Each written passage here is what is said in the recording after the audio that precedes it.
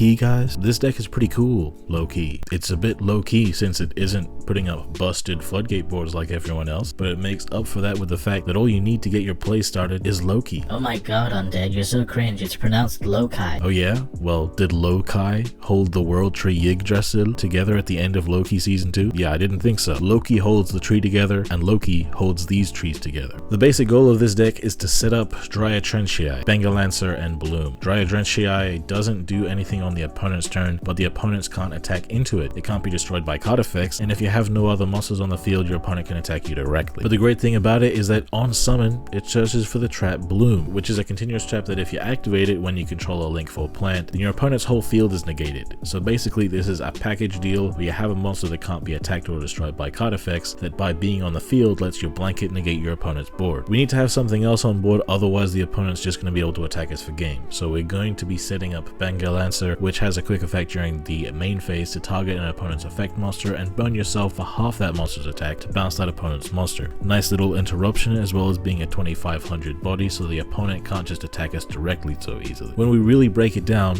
this is just two interruptions, a blanket negate and a bounce. There's not really the most impressive field out there. There are rogue decks that put up more interruptions, but this deck does it so consistently with so few cards that you can fill your deck with an assload of generic cards, so those staples can make up for everything else. And this deck has a pretty amazing follow-up play too, which can help us make up for it. The first thing you're going to need to do is get Loki on the field. He's just a little guy, and he's a normal monster, so you can use Unexpected Die or Painful Decision to get him. Once you have him on board, you link him off into Sunavalon Dryas, who, if he used a Loki as material, gets a search, and we search for Sunvine Sowing. With Sunvine Sowing, you special summon Sunsweet Twin from the deck, and you also take 500 damage. When the twin hits the field, two effects can go on the chain. The order you choose doesn't matter that deeply, but you're going to activate Twins on summon effect to revive Loki, and Dryas is going to trigger when you take that burn from Sowing to gain the life back and summon a Sunvine monster from your extra deck. It's going to summon Sunvine Healer to the zone it points to, and the twin will resolve to summon Loki from grave. Healer on summon is going to gain some life points by targeting the Dryas, but then you'll use the Healer, Twin, and Loki to link summon Sunavalon Melius. Melius on summon is going to revive Loki again, but it's important that you remember to leave the middle zone open when you revive it, because that spot is going to be important later on in the combo. Now you'll need Sunseed Shadow, and you might be thinking, come on Undead, you took me this far into the combo just to tell me that it needs another card? Well, the good thing is that this is almost guaranteed, since the skill says you can shuffle literally any monster card from your hand into the deck in order to search for a Sunseed or Sunvine effect monster, which Sunseed Shadow just so happens to be, and you can make it so you almost always have monsters in your hand by choosing hand traps as your staples of choice, not only giving you all of their various interruptive effects, but also being consistency pieces to help you get your Shadow. You're going to activate Shadow's effect in hand to summon itself to the middle zone, then you're immediately going to use the Shadow and the Dryas to link summon Sunavalon Dryades. Then you activate Shadow's effect in grave targeting your Dryades,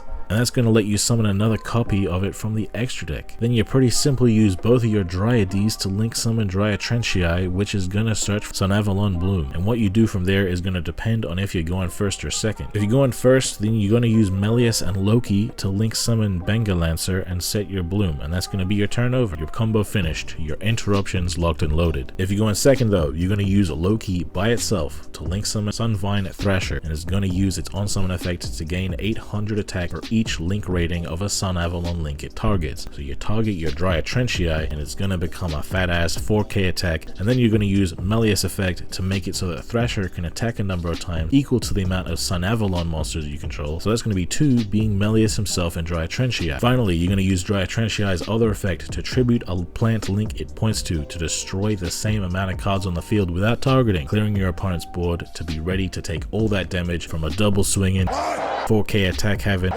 monster stealing Thrasher. Let's go back to if you went first though. Once you interrupted your opponent and it's your turn again, all you'll need is one more way to get a Loki on board. That could be just having it in hand. It could be searching it with a Painful Decision, or it could even be using the effect of the skill that says if your opponent controls a monster, you can shuffle a plant from grave back to deck to set a Loki from your deck, and you can flip it up that turn. Regardless, we aren't going to do that just yet. First things first, we're going to activate our Dryad Trenchii, tributing Bengal Lancer to non-target destroy 4 4 of the opponent's cards. That is a hell of a lot of destruction, but then Banger Lancer is going to come back with his grave effect, banishing Melius and a link 1 from grave. And that's when we are going to put our Loki on the field by whatever means we have available. Then we use Loki to link summon Sunvine Gardener so that we can use the grave effect of Twin to banish itself and that Gardener from the field to resummon Dryades from the grave. With Dryades and Banger Lancer, we can link summon our second copy of Melius, which is going to revive a Loki. Loki is then going to be used to link summon Thrasher, who on summon will target Dryad Trenchii and become a 4k beatstick, and Melius will target Thrasher to make it so it can attack twice. But this time, whenever your Thrasher destroys something by battle, if there is anything to destroy at all, considering the Dryad Trenchii destroyed 4 cards, then Thrasher is actually going to revive that monster to your own field so you can attack with that too. The reason you wouldn't be able to do that before though is just because effects you'd have used during your first combo would have locked you into only special summoning plant type monsters, but on the follow-up play you won't have used those. So as you can see, this is a long ass combo that can end on interruptions and an explosive OTK. Whether the OTK happens the same turn or the turn after, that shit is going to go down. This is a big ass combo, which means there are going to be a lot of places where the opponent can interrupt you, but there are things built into the deck that can help you play through interruption. The first is Sunvine Maiden. It says that if your opponent targets one of your plant links, you can negate the effect and special summon it, not only protecting your link but also getting you a body on board to help you play through other interruptions. What's cool too is you can search for this with the skill the same way you could search for Shadow. The only thing is though that if you don't have Shadow, then you're going to still need to search for that because its summon and grave effect are both super important for the combo, so you'll hope to either open Maiden or search for it when you already have Shadow. Unexpected Die is an unexpected way to play through interruptions too, because it gets Loki on the field without having to normal summon it, meaning that if you get interrupted at some point during your combo, you can still normal summon a plant from hand to keep going as if nothing happened. Lastly, the skill effect that if your opponent controls a monster, you can shuffle a plant from grave back to deck in order to set Loki from the deck. That part of the skill has double utility because it could get back a spent link monster into your extra deck so you can summon it again if it were removed, while it also puts a Loki onto your board to keep your combos going. I'm not going to act like this is the best deck in the world at playing through interruptions, because once you know how to counter this deck, it can be pretty easy depending on what deck you're playing. But if your deck doesn't have the right kinds of interruptions, then this deck is just going to play through your interruptions like they didn't even happen. So I mentioned it a bit earlier, this deck has a lot of room for generic tech choices, and for most consistency with a skill, we want those tech choices to be monster cards, in other words, hand traps. You can play quick play spells and traps if you like, but hand traps are going to make you more consistently able to search for Shadow, so they are the better choice. There are a lot of hand traps you could choose to play: Artifact Lancia, Effect Veiler, Ghost Mourner, and DD Crow. But if you're missing some of these, then there are also free to play options: Skullmeister and Kiteroid. Skullmeister can fill a similar niche as Crow, and Kiteroid doesn't really interrupt anything, but it can help keep you alive, especially since the opponent can attack you directly when you have your Sunavalon links on board. Unfortunately, you can't play something like Chaos Hunter though, because the skill says you can't special summon anything except Earth Plants and Link monsters. That also means that Thrasher can't revive anything he destroys except links, unfortunately. Let's take a look at this deck list real quick. I would probably consider this a standard list at the moment. The hand traps people are prioritizing in this deck for this format are Lancia, because it's a god card right now, then Veiler and Mourner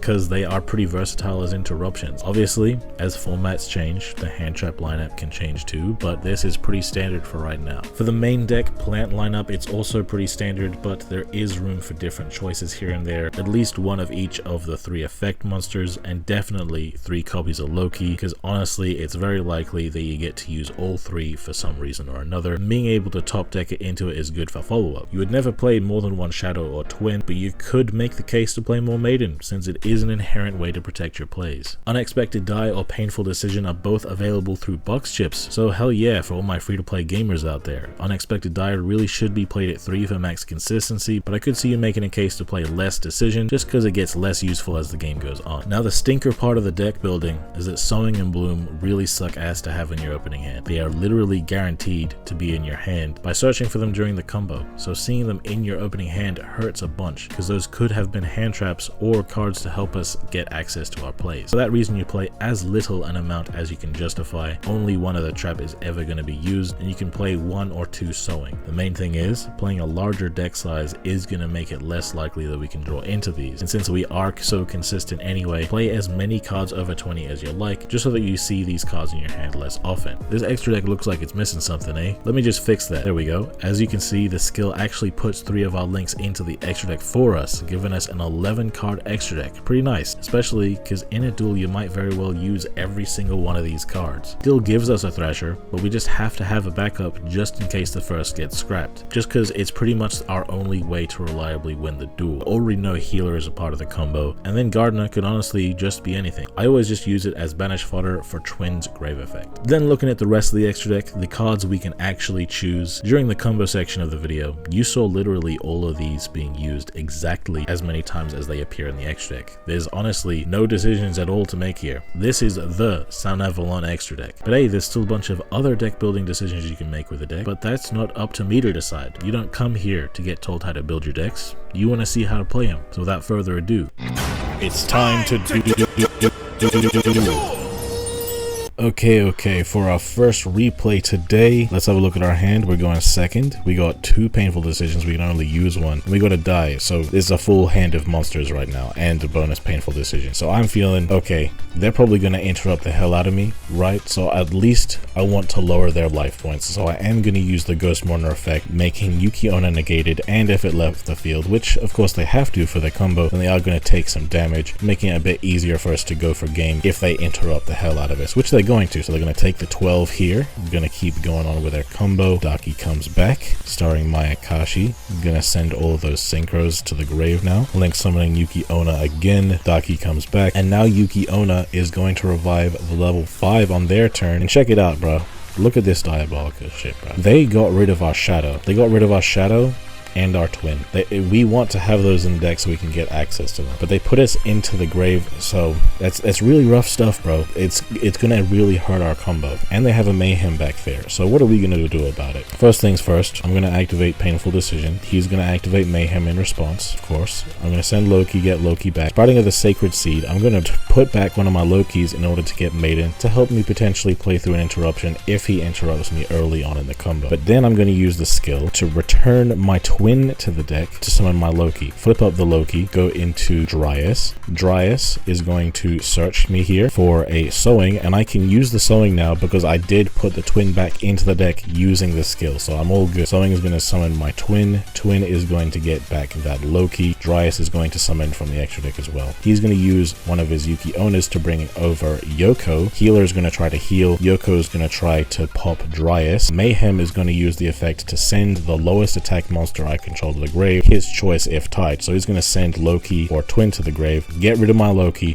and I'm going to use my Sowing's Grave effect, which I didn't talk about in the combo, to protect the link from destruction by banishing itself from grave. But I can just normal summon my Maiden now, since I haven't normal summoned yet, and then I can link summon into my Melius. Melius can simply bring back a Loki. Loki can simply go into Thresher. Thresher can gain his attack, become 32. 32 is still 32 at the end of the day. And then Melius can make it so Thrasher can attack twice because Sunavalon Dryas is a Sunavalon, so I do control 2 Sunavalons here. Then I can link off the Melius and the Dryas to go into Dryad Trenchii, which can search for me an interruption if I don't win. But because of the fact that we burned the opponent on their first turn using Ghost Mourner, attacking twice with Thresher is going to get the job done. So I'm going to set my back row, attack into Daki, attack into Tsuchigumo, and that's a GG's. Okay, so this time we are going first, and we do have a full combo here. We got a couple of hand traps too, and 2 accesses to monsters. That means we get everything we want. So Dae is going to summon Loki. Loki is going to be turned into Dryas. Dryas is going to search a Sowing for us. Then we're going to use Painful Decision, sending Loki to search Loki. I'm going to use the skill to turn Loki into Shadow. And then we are going to activate that Sowing. Sowing is going to summon a Twin from the deck. Twin's going to re-summon Loki. And Dryas is going to summon a Healer from the extra deck. Healer's going to heal us up a bit. And then we're going to use those 3 to go into Melius. Melius is going to bring back Loki, making sure to keep the middle zone free. Shadow summon to the middle zone. Then we go into Dryades. Dryades is going to be copied by Shadow to get another one. Both Dryades go into Dryad Trenchii. Dryad Trenchii searches a bloom. Then we go into the Bengal Lancer, set that bloom, and we got the bounce of Bengal Lancer. We got the blanket negate of Sunavalon bloom, and we got a couple of hand traps here, and we're going against rockets here clearly. So on his draw phase, I'm just going to shotgun the Lancia, not trying to waste anybody's time. So then he starts his play. Barload Link, he's going to reveal Galactic Spiral Dragon. Dragon and search for a double disruptor. Borrow Load is going to destroy the Galactic Spiral to add itself to the hand. He's going to activate the skill again, get himself Quad Barrel Link to discard a card to try to destroy one of my guys. I'm just going to Veiler it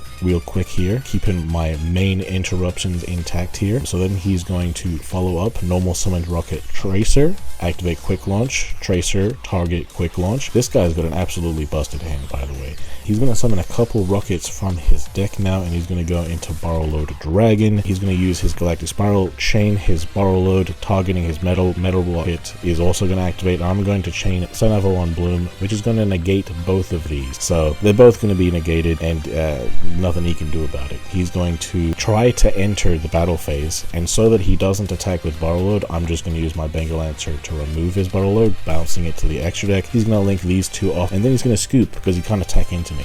GG's. Let me not try to sell you a false bill of goods here, alright? This deck is not amazingly powerful. Now, that's not me saying it's bad by any means. In fact, I think this deck really does deserve to be considered meta. It's just that you look at what everybody else is doing, basically stopping everybody from playing the game with floodgates, and you look at this and it can seem a bit too fair in comparison. But what this deck lacks in interruption, it makes up for in the fact that it has a huge amount of deck space for tech choices, making it a pretty versatile deck that might even outlast some of the overpowered decks that are currently meta level. Also, let's be honest, attacking multiple times with a 4K beat stick is absolutely diabolical. But hey guys, let us know how you feel about this deck. Is it a breath of fresh air to finally see a deck without a floodgate hitting meta level, or is it just another annoying wombo combo deck? And if you like the video, then slap like now, subscribe if you haven't already, hit the bell to be notified next time we drop a video. Have yourselves a good one, guys, and I've been Undead from Team 6K, signing out.